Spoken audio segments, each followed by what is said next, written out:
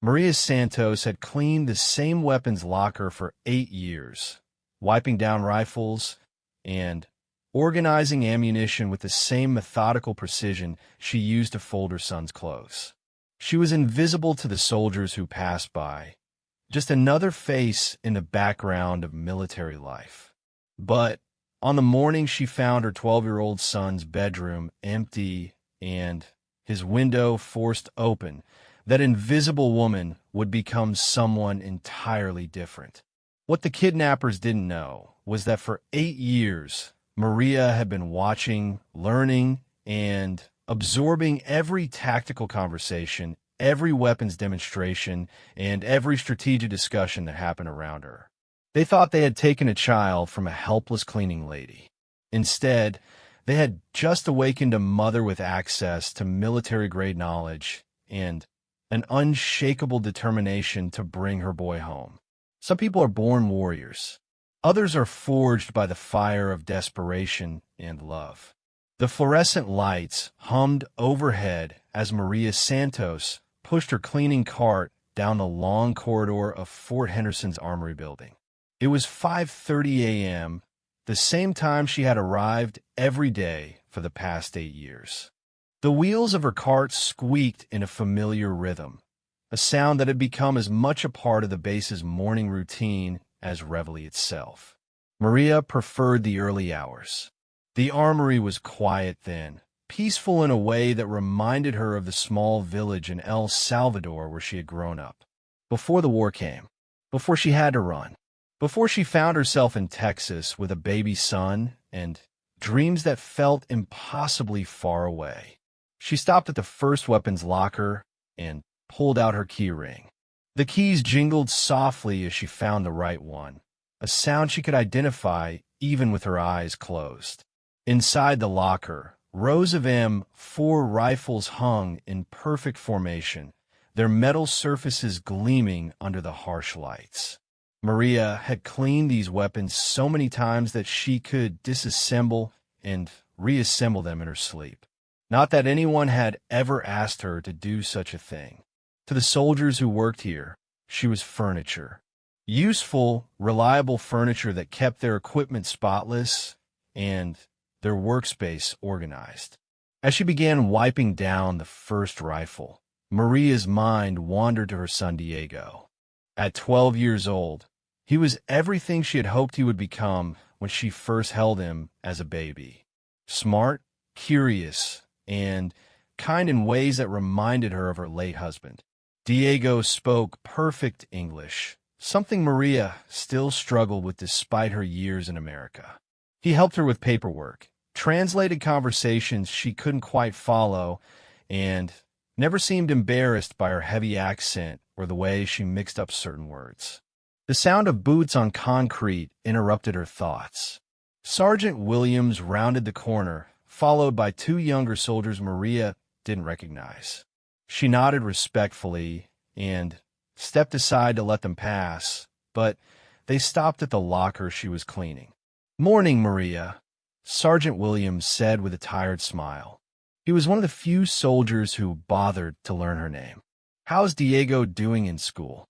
"Very good," Maria replied, her face lighting up. "He makes honor roll again. Very smart boy." "That's great to hear. Listen, we need to do an inventory check on this section. Would you mind coming back to this area in about an hour?" "Of course, Sergeant Williams." "No problem." Maria gathered her supplies and moved to a different section, but she didn't go far. One thing 8 years of working in the Armory had taught her was that soldiers talked freely around her, as if she couldn't understand English well enough to follow their conversations. They were wrong about that. Her English was better than she let on, and her memory was excellent. As she organized supplies in a nearby storage room, she could hear the three men talking in low voices. The two younger soldiers were discussing weapons shipments, delivery schedules, and security protocols with a casual familiarity that caught her attention. These weren't random personnel doing routine inventory. They spoke with the confidence of people who knew exactly what they were looking for. The next shipment comes in Thursday night. One of them was saying, "That's when we make our move. Security will be light, just the usual patrol." "You sure about the route?" the other asked. "Positive. I've been tracking their patterns for weeks. Same route, same timing, every delivery." Maria felt a chill run down her spine. This wasn't routine military business. This was something else entirely.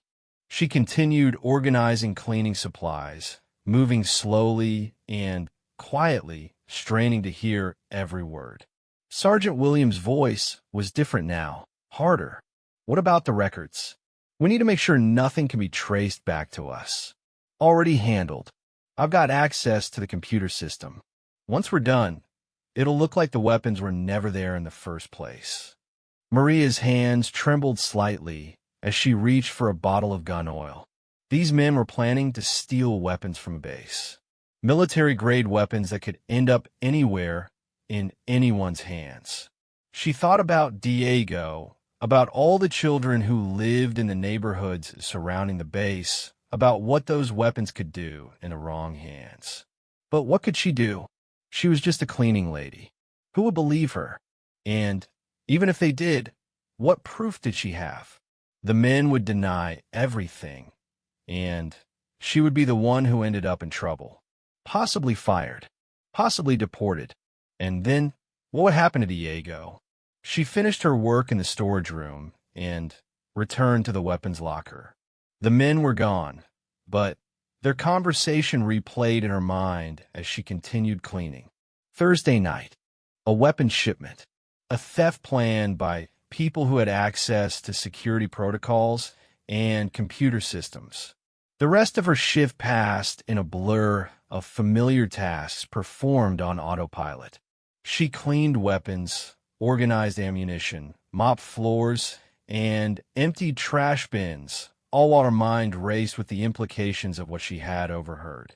By the time she was ready to leave, she had made a decision.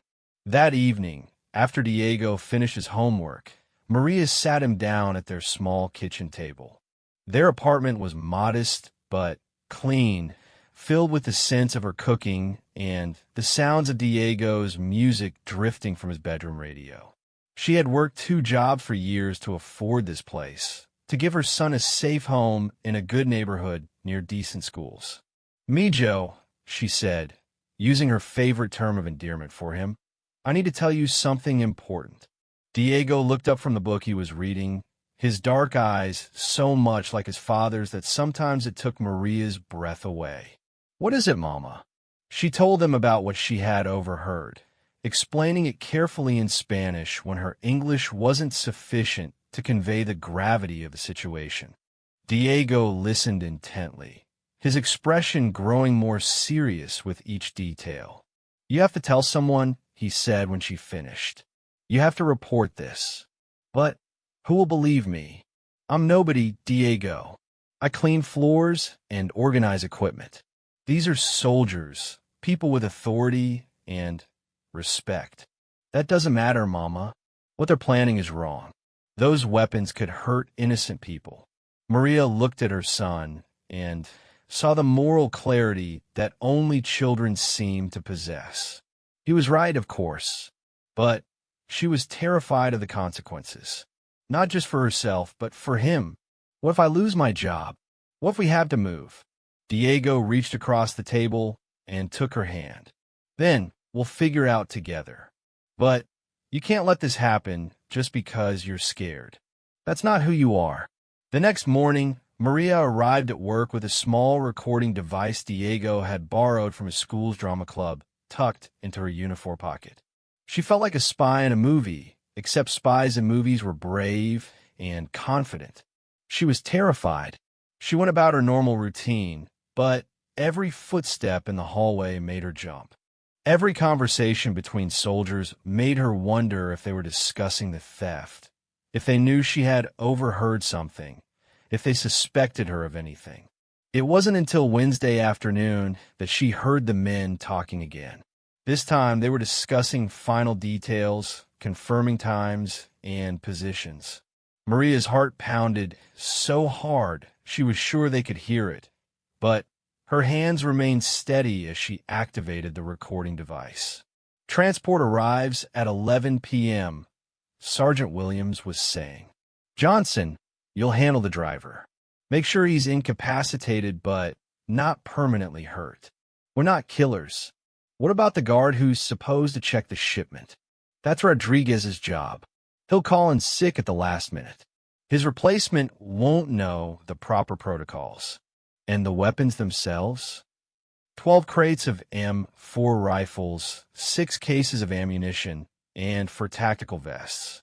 Total street value is around $2 million. Our buyer is paying half that, which is still enough to set us all up for life. Maria continued cleaning, her movements automatic as her mind absorbed every detail. When the men finished their conversation and left, she stopped the recording and checked to make sure it had captured everything clearly. The audio was good enough to understand every word. That evening, she and Diego listened to the recording together. Even with his limited understanding of military terminology, Diego could grasp the significance of what they were hearing. You have to take this to the authorities, he said firmly. Tonight. But Maria hesitated. Something was bothering her about the conversation, something beyond the obvious criminality of what the men were planning. It was the way Sergeant Williams had spoken about Rodriguez calling in sick. Rodriguez was another security guard she occasionally saw around the base, a young man with a wife and baby at home. If he was involved in this theft, if he was planning to call in sick to help facilitate it, then the conspiracy reached beyond just the 3 men she had overheard. I need to be sure, she told Diego. I need to understand exactly who is involved before I report this. If I'm wrong about someone, if I accuse an innocent person, it could ruin their life. Diego frowned. Mama, you can't investigate this yourself. It's too dangerous. I'm not investigating anything. I'm just going to listen like I always do. People don't notice me, remember? I'm invisible. Thursday morning arrived gray and cold.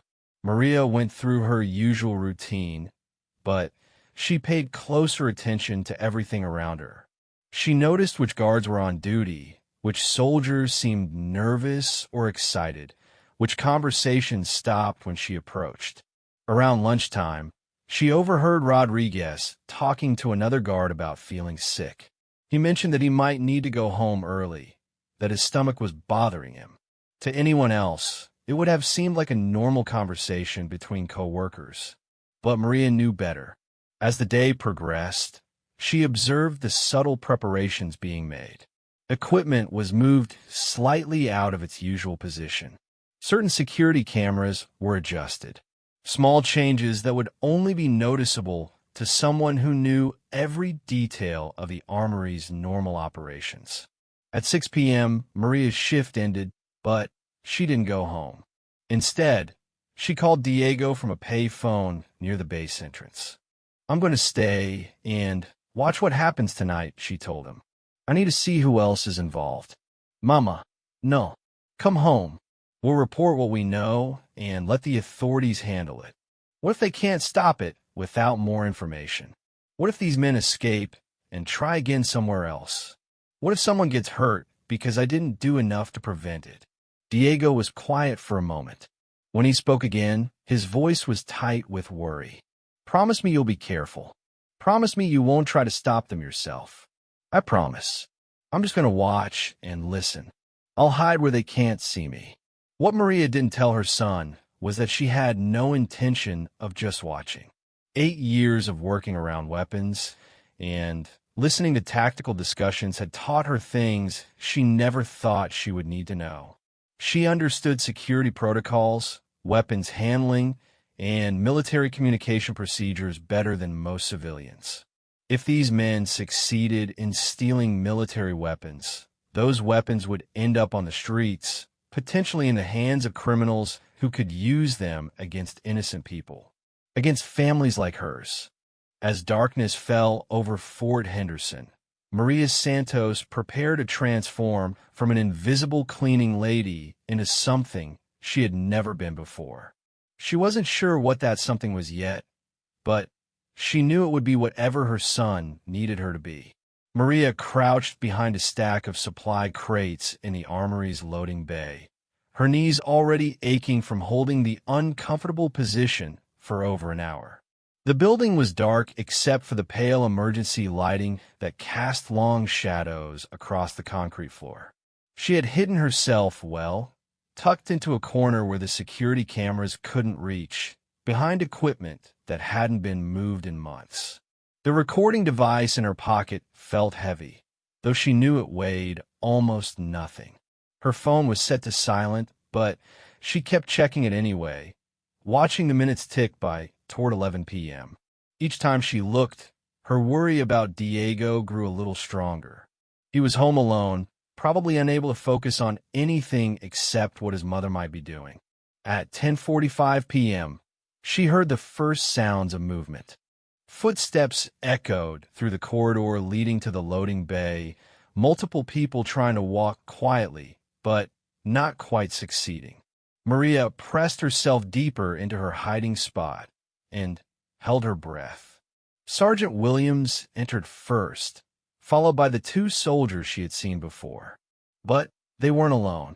3 other men accompanied them, men she didn't recognize from a base. Civilians by the look of their clothes and the way they moved. One of them carried a large duffel bag. Another had what appeared to be bolt cutters, and the third kept checking a smartphone with nervous energy. "Where's Rodriguez?" one of the civilians asked in a low voice. "He called in sick, just like we planned," Williams replied. "His replacement is Patterson, and Patterson's new enough that he won't question anything we tell him." "What about the driver?" "He'll be here in 10 minutes. Johnson will handle him when he arrives." Maria activated her recording device and tried to memorize every face, every voice, every detail that might be important later. The men positioned themselves around the loading dock, and she could see they had done this before. Their movements were coordinated, practiced. This wasn't their first theft. At exactly 11 p.m., the sound of a heavy truck approaching echoed through the night. Maria watched as the men tensed, ready to execute their plan. The truck backed up to the loading dock, and she could hear the driver getting out of the cab. Evening, the driver called out. "Got a delivery for the Armory. 12 crates of rifles and associated equipment. Right on schedule," Williams responded, walking toward the driver with false casualness. "We'll get you unloaded and back on the road in no time." What happened next unfolded with shocking speed.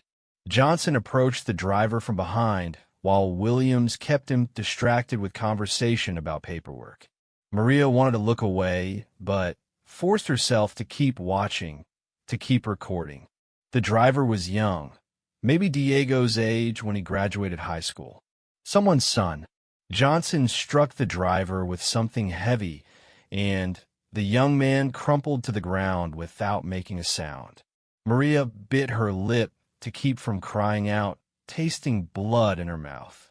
They dragged the unconscious driver behind the truck, where he wouldn't be visible to anyone passing by. "He's breathing," Johnson reported quietly. "He'll have a headache when he wakes up, but he'll be fine." "Good. Let's move the cargo." The men worked with military efficiency, transferring 12 wooden crates from the truck to a civilian van that had arrived while Maria was focused on the driver. Each crate was labeled with official military markings, and she could see the men were careful not to damage anything. They weren't random thieves. They knew exactly what they were stealing and why it was valuable. As they loaded the last crate, one of the civilians made a phone call. "Package is ready for pickup," he said quietly. "Coordinates are the same as discussed. Payment better be ready, because we're not doing this again."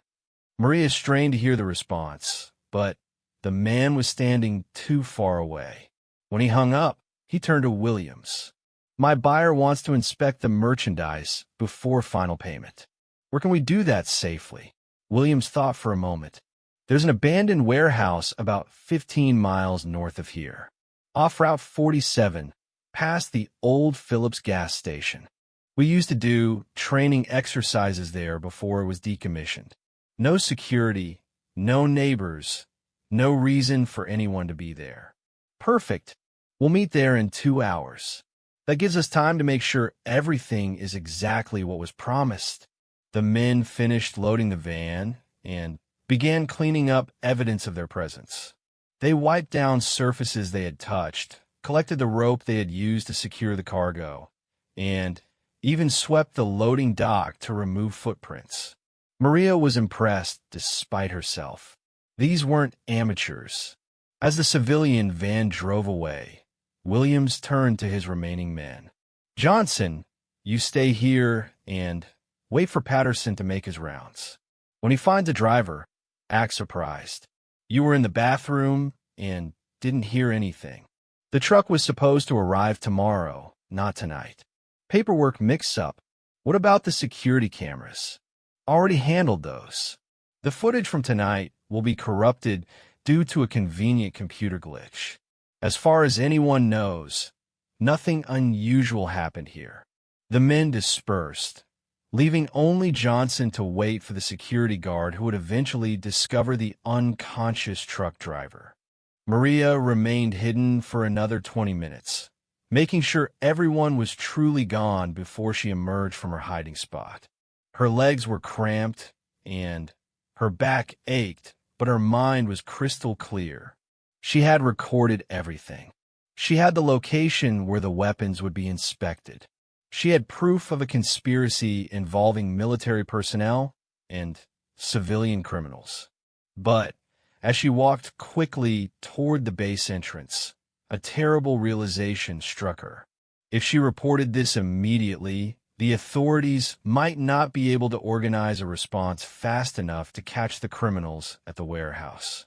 The weapons would disappear into the illegal arms market, and the men responsible would vanish with them. Williams and his accomplices would destroy any remaining evidence and claim innocence. She needed to do something that 8 years ago would have been unthinkable. She needed to take action herself. Maria drove home as fast as she dared, her mind racing with possibilities. When she arrived at their apartment, she found Diego waiting up for her, sitting at the kitchen table with textbooks spread around him, but obviously unable to concentrate on studying. "Mama," he said, jumping up as she walked in. "I was so worried. What happened?" She told him everything, playing the recording she had made and explaining what she had witnessed. Diego listened with growing alarm, his face pale in the kitchen light. "We have to call the police right now," he said when she finished. "Or the FBI, or someone." "I know we should," Maria replied slowly. "But, Mijo, what if they can't respond fast enough? What if these men escape with the weapons?" "That's not our responsibility, Mama. We've done enough. More than enough." Maria sat down across from her son and took his hands in hers. "Diego, when I was your age, I lived through a civil war in El Salvador. I saw what happens when military weapons end up in the wrong hands. I saw families destroyed, children killed, communities torn apart. But this is different. This is America. We have police and military and agencies that handle these things. Sometimes those agencies need help. Sometimes regular people have to do extraordinary things to protect the people they love." Diego stared at her for a long moment. "What are you thinking of doing?" Maria explained her idea, and Diego's eyes grew wider with each detail. When she finished, he was quiet for nearly a minute. "Mama, that's incredibly dangerous. These men have already shown they're willing to hurt people. What if something goes wrong? Then I'll deal with it. But I can't let those weapons disappear without trying to stop it. What can I do to help?" Maria smiled despite her fear. "You can't help with this part, Mijo. This is something I have to do alone. But I need you to promise me something." "What?" "If I'm not back by tomorrow morning, I need you to take all these recordings to the police. Tell them everything. Make sure they know about the warehouse on Route 47. Diego's eyes filled with tears. Don't talk like that. You're going to be fine. I'm going to try to be fine. But if something happens to me, you need to be strong. You need to finish what we started. They spent the next hour preparing. Diego helped her organize the recordings and write down all the details they could remember. Maria gathered supplies she thought she might need. A flashlight, the building master keys she had kept after all these years, and something else she had never told Diego about. Hidden in the back of her bedroom closet, wrapped in an old blanket, was a handgun her late husband had given her years ago. She had never used it, had barely even held it since the day he showed her how to load and unload it. But she knew it was functional, and she knew how to use it if necessary. "Mama," Diego said as she prepared to leave, "I'm proud of you. Papa will be proud too." Maria kissed her son's forehead and hugged him tight.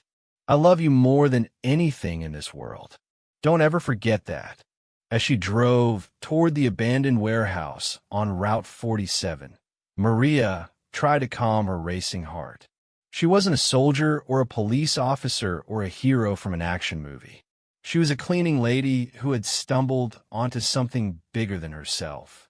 But she was also a mother, and mothers do whatever it takes to protect their children and their communities. The warehouse came into view just after 1 a.m. She could see lights inside and the silhouettes of vehicles parked around the building. The weapons inspection was taking place exactly where Williams had said it would. Maria parked her car a quarter-mile away and approached the building on foot, staying in the shadows and moving as quietly as she could. She had no clear plan beyond getting close enough to observe what was happening and gathering more evidence. But as she crept toward a broken window on the side of the building, she heard something that made her blood run cold. Voices were arguing inside, angry voices, and one of them was talking about eliminating witnesses. Maria pressed herself against the cold concrete wall of the warehouse, her heart hammering so loudly she was certain the men inside could hear it. Through the broken window, she could see crates of weapons arranged in neat rows under harsh work lights. Sergeant Williams stood near a table examining one of the rifles while 3 civilians she didn't recognize counted stacks of money. But it was the conversation that made her stomach clench with fear. The truck driver saw Johnson's face. One of the civilians was saying, "That's a problem that's going to come back to bite us."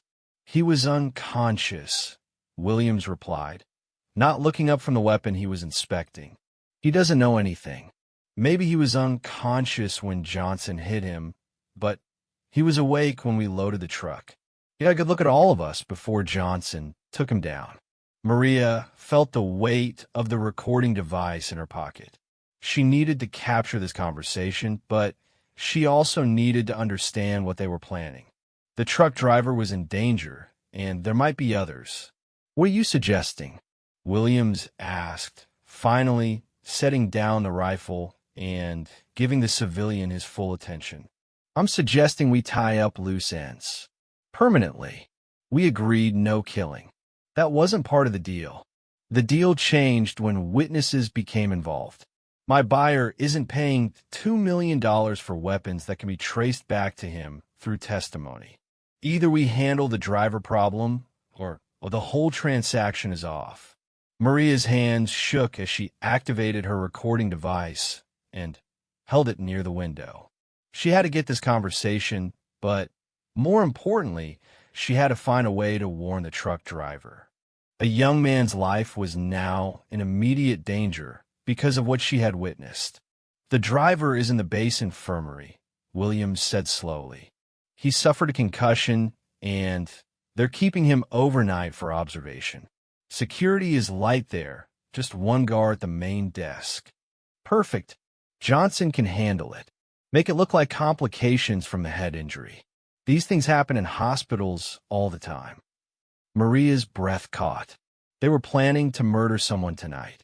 Right now, while she stood here recording their conversation, a young man was lying helpless in a hospital bed, completely unaware that killers were coming for him. She had to make a choice. She could continue gathering evidence, ensuring that when this was all over, the authorities would have everything they needed to prosecute these men. Or she could try to save a life right now, knowing that doing so might ruin any chance of bringing the criminals to justice. The decision took less than a second. Maria crept away from the window and back toward her car, her mind racing through possibilities. The base infirmary was 15 minutes away if she drove fast. But even if she got there before Johnson, what could she do? Walk up to the security desk and explain that someone was coming to kill a patient? They would think she was crazy, unless she had proof. She drove back toward the base while calling 911 on her cell phone. When the operator answered, Maria tried to explain the situation as clearly as she could despite her racing heart and heavy accent. There's going to be murder at 4 Henderson Base Infirmary tonight. A soldier named Johnson is coming to kill the truck driver who was hurt earlier. Ma'am, can you repeat that? Are you reporting an attempted murder? Yes. Military weapons were stolen tonight, and they want to kill the witness. The truck driver in the infirmary. Johnson is coming now to kill him. Ma'am, what is your name and location?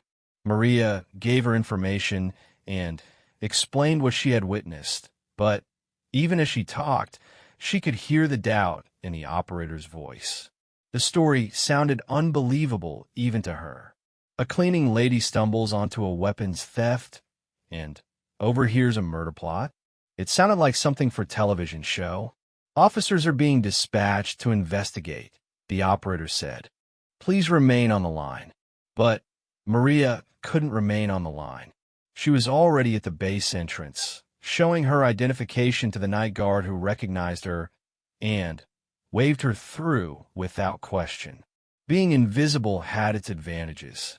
The infirmary was located near the center of the base, a small building that handled routine medical needs and minor emergencies. More serious cases were transferred to the civilian hospital in town. Maria parked near the building and tried to think of a reason she might legitimately need to be there at 2 a.m. She decided to simply tell the truth. Part of it, anyway. The security guard at the infirmary desk looked up in surprise when Maria walked in. He was young, probably new to the job, and clearly not expecting any visitors at this hour.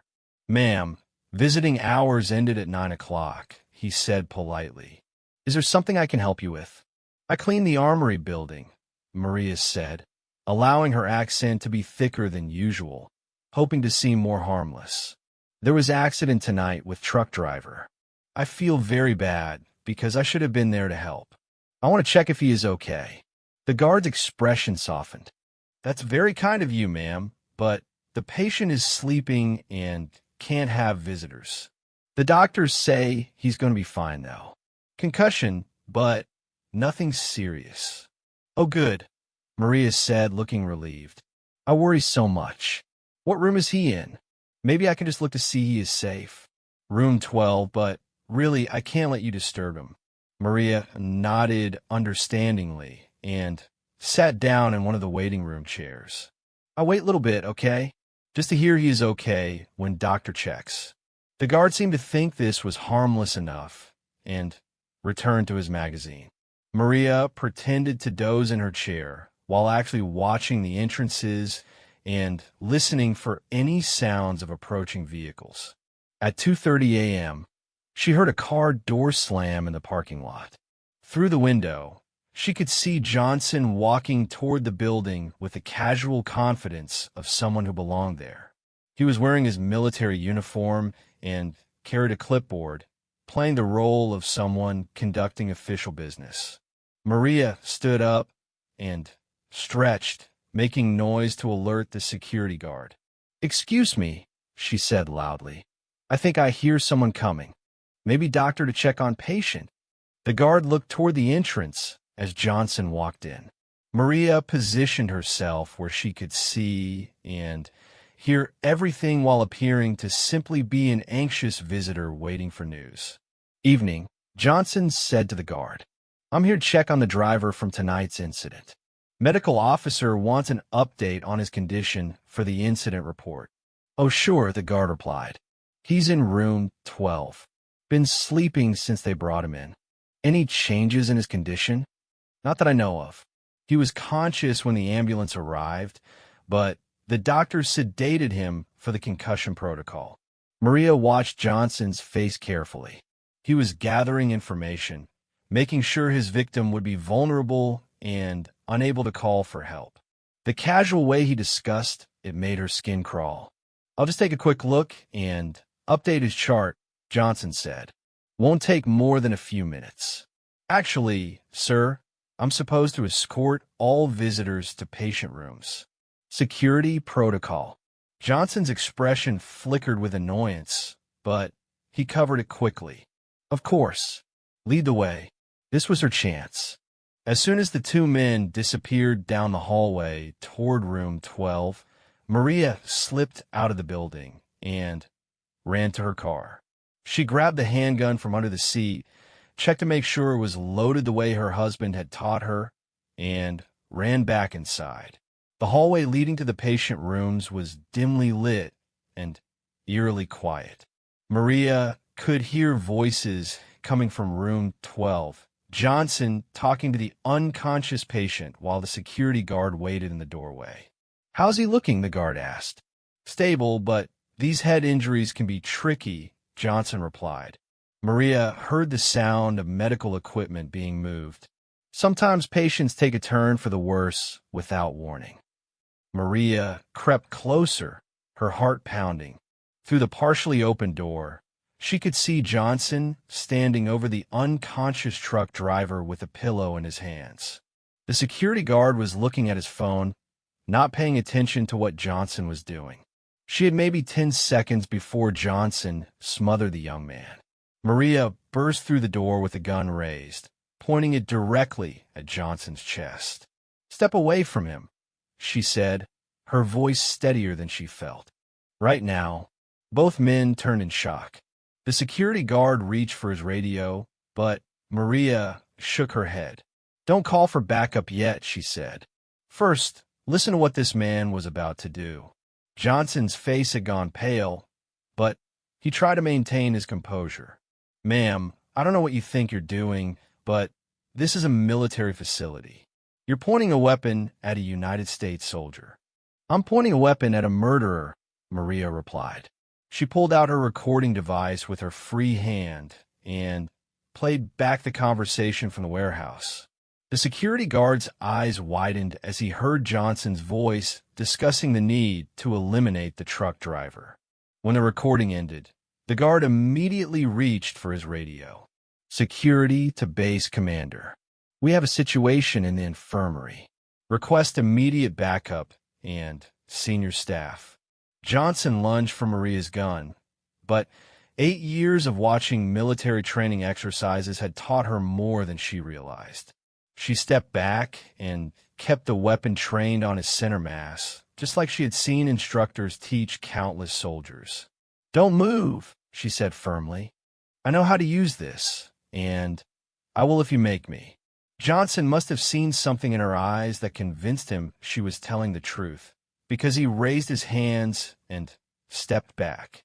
Within minutes, the infirmary was filled with military police, base security, and officers Maria didn't recognize.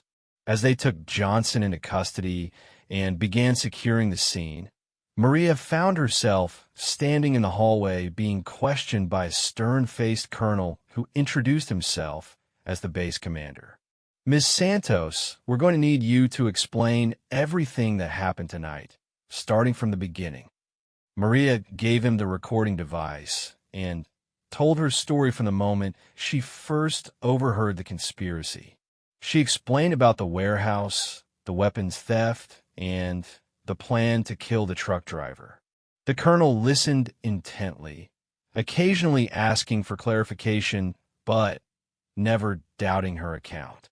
"You understand you could have been killed tonight," he said when she finished. "These men were armed and desperate. You should have contacted authorities immediately instead of trying to handle this yourself." "I did contact authorities," Maria replied. "I called 911, but no one was going to get here fast enough to save that young man's life." The colonel looked at her for a long moment. "Ms. Santos, what you did tonight was brave, but it was also incredibly dangerous and completely outside proper protocol." "Yes, sir. It was also necessary, and it saved a life." Maria felt tears welling up in her eyes. "Is the driver going to be okay?"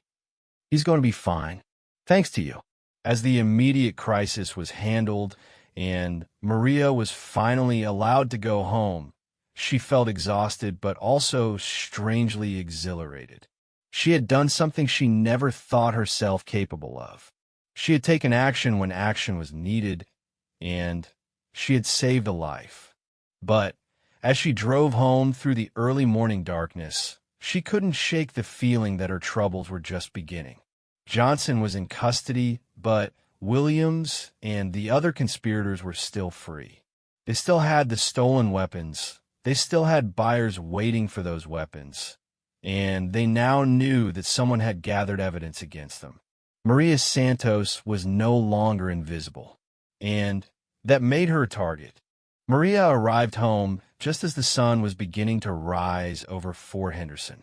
Her hands were still shaking from the night's events, and she fumbled with her keys for several seconds before managing to unlock the apartment door. Diego was waiting for her in the living room, still wearing the same clothes from yesterday, his face drawn with worry and exhaustion.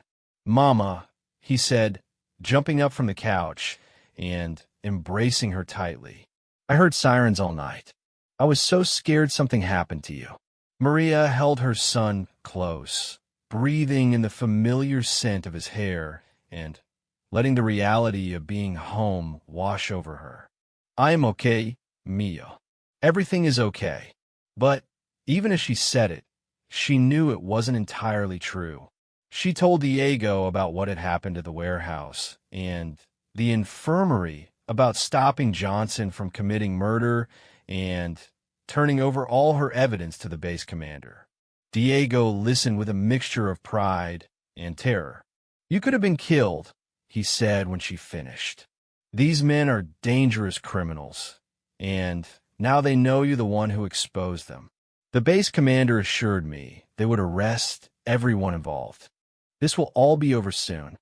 Diego looked at her with the serious expression he wore when he was thinking through a problem. "Mama, what if some of them escape? What if they come looking for revenge?" It was a question Maria had been trying not to think about during the drive home.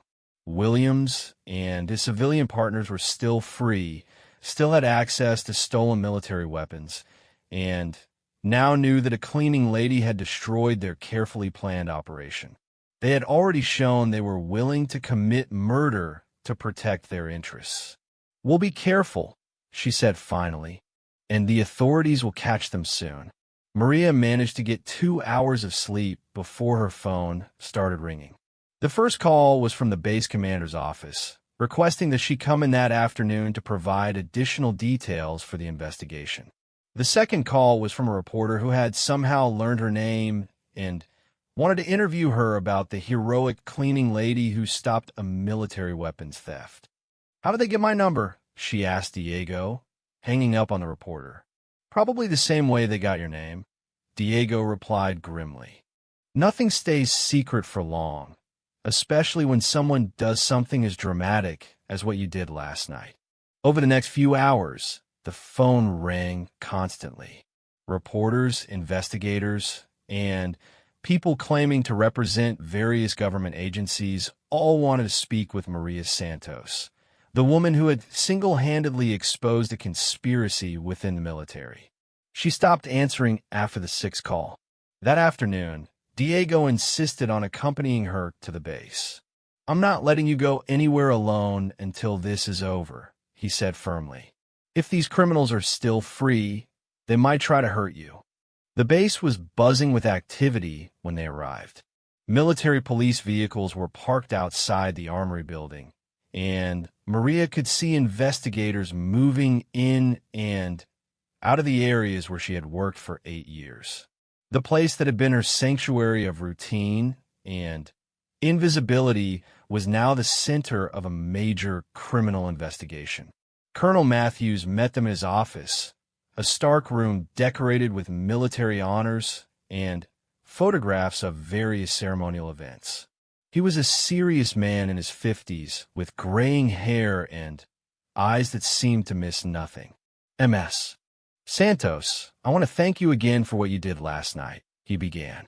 Your actions prevented a murder and provided us with crucial evidence in a case that has implications far beyond this base. Have you arrested the others? Maria asked. The colonel's expression darkened. That's what I need to discuss with you. When our teams arrived at the warehouse location you provided, the building was empty. No weapons, no vehicles, no evidence of the meeting you observed. Maria felt her stomach drop. They got away. It appears so. We have Johnson in custody, but he's not talking. We've also discovered that Sergeant Williams requested emergency leave this morning, claiming a family crisis. He's effectively disappeared. What about the weapons? Gone. 12 crates of military-grade rifles, along with ammunition and equipment worth approximately $2 million, are now in the hands of unknown criminals. Maria looked at Diego, seeing her own fear reflected in his eyes. What does this mean for us? It means you and your son are in potential danger, the colonel said bluntly. These men have everything to lose if you testify against them. They've already shown they're willing to commit murder, and they have access to significant firepower. So what do? We're going to provide you with protection. Military police will be stationed outside your apartment, and we're arranging for you to be relocated to a safe house until we can apprehend the remaining suspects. Diego spoke up for the first time. For how long? Until we catch them, or until they're no longer a threat? Maria felt the weight of how dramatically her life had changed in just 24 hours. Yesterday, she was invisible, going about her routine job with no one paying attention to her. Today, she was the center of a federal investigation. Her name in newspapers, her life in danger. I need to ask you something, she said to the colonel.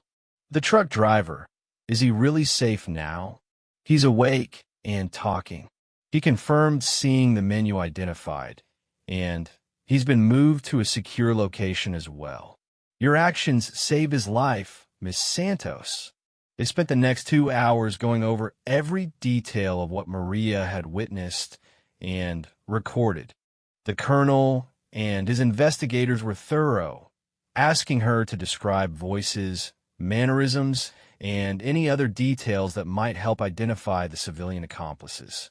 When they were finished, a military police officer escorted Maria and Diego to their apartment to pack essential belongings.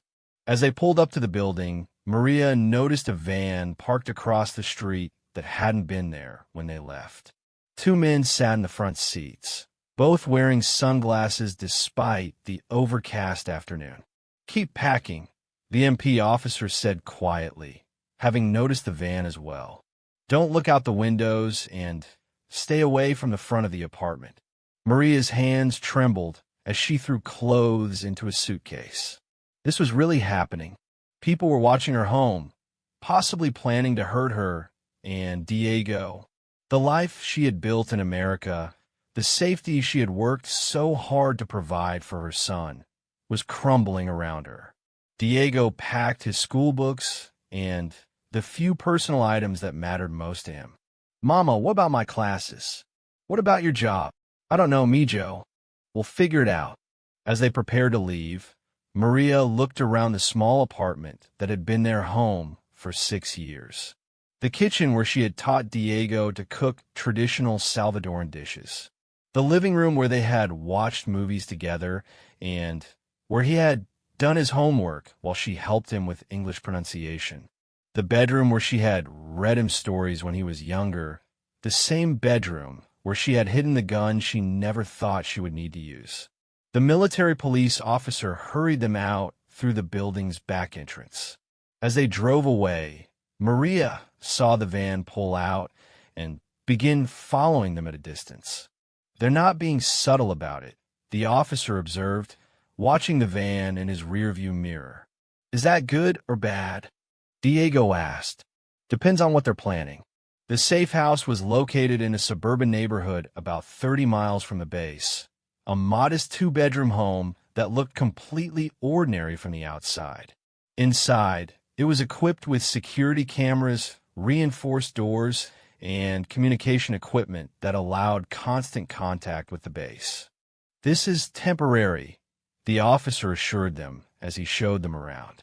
"We have teams working around the clock to locate Williams and his associates. It shouldn't be more than a few days." But as the first day turned into a second, then a third, Maria began to understand that a few days might be an optimistic estimate. The men they were looking for had military training, inside knowledge of investigation procedures, and access to resources that made them extremely difficult to track. On the fourth day, Diego's school called to ask why he hadn't been attending classes. Maria explained the situation to his teacher, a kind woman who expressed genuine concern for their safety. "Is there anything the school can do to help?" she asked. "Just keep them in your thoughts," Maria replied. "And maybe don't tell anyone where we are." That evening, as they sat in the safe house living room watching television and try to maintain some sense of normalcy, the secure phone rang. The military police officer stationed with them answered it, had a brief conversation, then turned to Maria with a grave expression. "There's been a development," he said. "Johnson is dead." Maria felt the blood drain from her face. "What happened?" "He was found in his cell this morning. Apparent suicide, but the timing is suspicious. He was scheduled to testify tomorrow about the weapons theft." "You think someone killed him?" "We think someone wanted to make sure he couldn't provide information that might lead us to the others." Diego moved closer to his mother on the couch. "Does this mean we're in more danger?" The officer was quiet for a moment before answering. "It means these people are willing to kill to protect their operation. We're taking every precaution to keep you safe."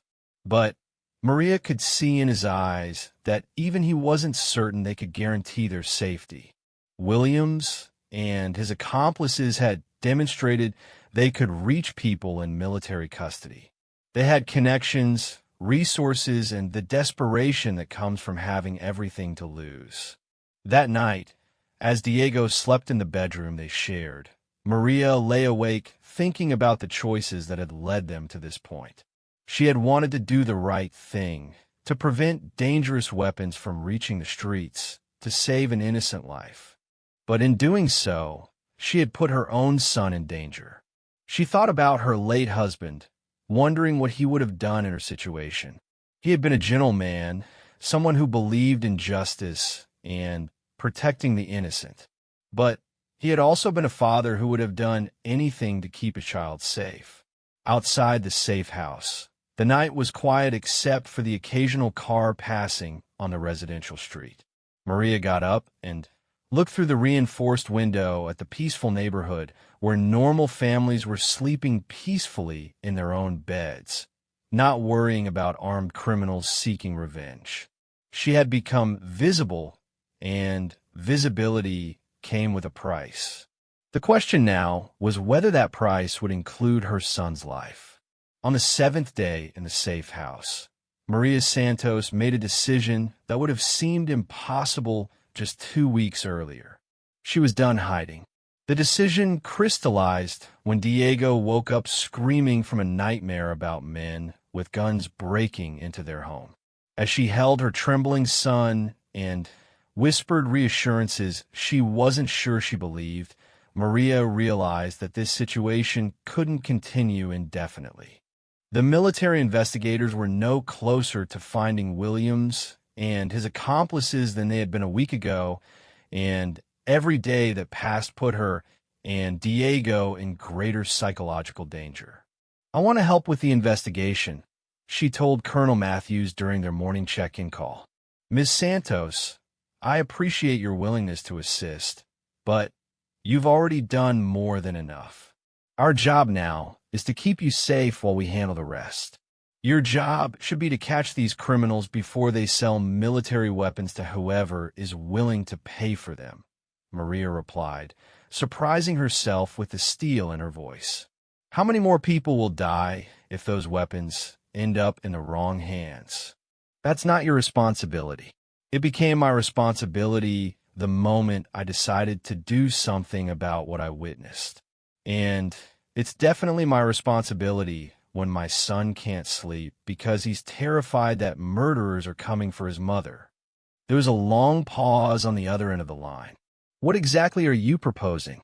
I know these men. I've listened to them, watched them, learned how they think and operate. I understand their security protocols and their methods better than your investigators do, because I was there when they planned everything. You're suggesting we use you as bait. I'm suggesting you use me as an asset." Colonel Matthews was quiet for so long that Maria wondered if the connection had been lost. When he finally spoke, his voice was carefully controlled. "Ms. Santos, these are dangerous men with military training and access to high-powered weapons. Even if we were willing to consider involving you in the investigation, which we're not, it would be incredibly risky. Everything about this situation is risky. The difference is that my idea might actually work." That afternoon, despite the colonel's refusal to involve her officially, Maria began formulating her own plan. She had Diego help her map out everything they knew about Williams and his operation: the timing of the weapons theft, the location of the warehouse meeting, the types of buyers who would be interested in military-grade weapons, and, most importantly, the financial pressures that would drive the criminals to take increasingly desperate risks. "Mama, what are you thinking?" Diego asked, studying the improvised chart they had created on the safe house dining table. "I'm thinking these men made a $2 million investment when they stole those weapons, and they haven't been able to cash in on it yet. They're probably running low on money, hiding from investigators, and getting pressure from their buyers to complete the transaction. So desperate people make mistakes. And when Williams makes his next mistake, I want to be ready to take advantage of it." Diego looked at her with a mixture of admiration and concern. "You sound different, Mama. Like you've become someone else." Maria considered this. Maybe I've become someone else. Or maybe I always was this person, but I never had a reason to let her out. That evening, Maria used the secure phone to call a number she had memorized from the base directory. When Sergeant Rodriguez answered, she could hear the surprise in his voice. "Ms. Santos? How did you get this number?" "I need to talk to you, Rodriguez, about the night the weapons were stolen." There was a long pause. "I don't know what you're talking about." "Yes, you do. You called in sick that night so Williams and his friends could steal the weapons without interference from the regular security guard. You're part of this conspiracy. I think you have me confused with someone else." "Rodriguez, I have recordings of Williams discussing your role in the theft. I know you're involved, but I also know you didn't sign up for murder." Another pause, longer this time. "What do you want?" "I want to meet with you to discuss a way out of this situation that doesn't end with you in prison or dead. This conversation is over. Johnson is dead, Rodriguez. They killed him to keep him from talking. How long do you think it'll be before they decide you're a liability too?" The line went quiet, but Rodriguez didn't hang up. "The parking lot behind Miller's Diner on Route 9, Maria said. "Tomorrow night at 10 p.m. Come alone and bring information about where Williams is hiding." "This is insane. I'm not meeting you anywhere." Then, Enjoy spending the rest of your life looking over your shoulder, wondering when your former partners are going to decide you know too much. Maria hung up and turned to find Diego staring at her with wide eyes. Mama, what are you doing? I'm ending this. The next evening, against the strong protests of the military police officer assigned to protect them, Maria drove to Miller's Diner. She had convinced the officer to let her go by threatening to simply walk away from protective custody entirely. If you try to stop me, I'll disappear into the community where you'll never find me, she had told him. At least this way, you know where I am and can provide backup if needed. Rodriguez was already waiting in the parking lot when she arrived, sitting in a beat-up sedan with the engine running. He looked terrible, unshaven, hollow-eyed, and constantly checking his mirrors for signs of surveillance. Maria parked next to him and got into his passenger seat. You look like you haven't slept in days, she observed. Would you be sleeping if you knew Williams and his psychotic friends were probably planning to kill you? Is that what's happening? Rodriguez laughed bitterly. Williams contacted me yesterday. Wanted to meet to discuss our next moves. I'm not stupid enough to think that meeting would end with me walking away alive. Where is he hiding? There's an old hunting cabin about 40 miles north of here. Belongs to one of his civilian contacts. They've been using it as a base of operations while they try to find buyers for the weapons. How many people are with him? 3, maybe 4. The original civilian team plus 1 or 2 others they brought in for security. Maria pulled out a small recording device.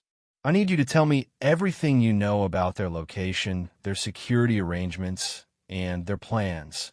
What are you going to do with this information? I'm going to make sure they're arrested before they can hurt anyone else. Rodriguez looked at her skeptically. You're a cleaning lady, not a law enforcement officer. What can you possibly do against armed criminals in a fortified position? I spent 8 years learning how they think, how they operate, and what their weaknesses are. That's more than most law enforcement officers have. For the next hour, Rodriguez provided detailed information about the hunting cabin, the people there, and the security measures they had implemented. Maria recorded everything and asked follow-up questions that demonstrated her understanding of military tactics and security protocols.